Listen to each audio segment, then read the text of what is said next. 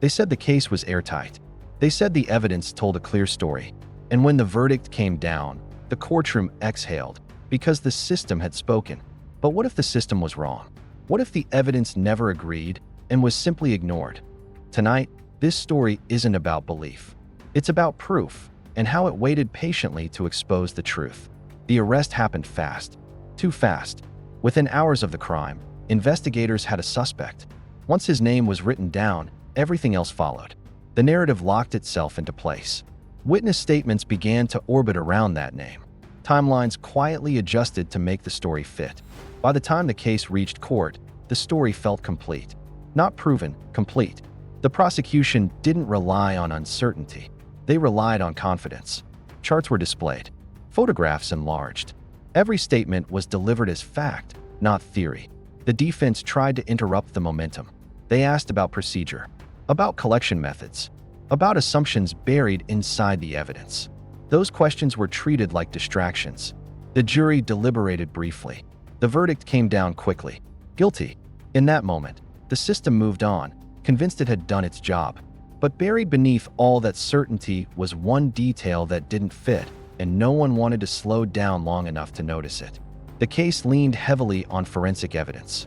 A lab report, a technical conclusion, a sequence of events that sounded convincing when explained to a jury unfamiliar with forensic nuance. The jury never saw raw data. They never handled the original measurements. What they received were summaries, clean, simplified conclusions delivered with confidence.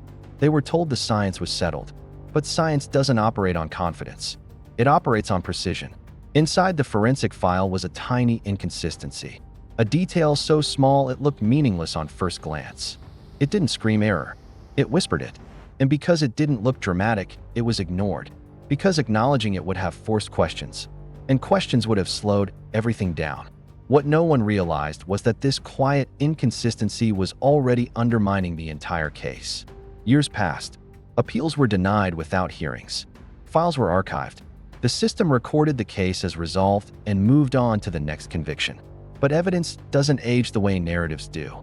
During a routine review years later, without cameras, without pressure, a forensic analyst paused.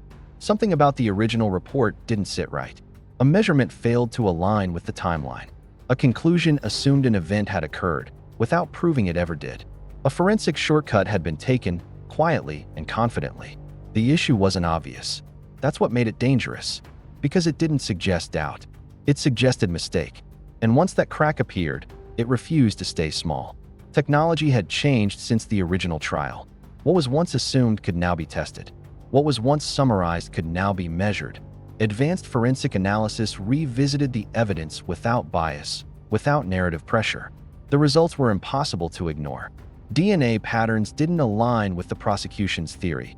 Timelines collapsed under precise measurement. The original forensic interpretation failed under modern scrutiny. This time, the evidence didn't whisper. It spoke clearly, and it spoke in favor of innocence. But proving innocence was only half the battle. Getting the system to admit it was something else entirely. The conviction was overturned quietly. No press conference, no public apology, no acknowledgement of failure, just a legal correction written in careful language.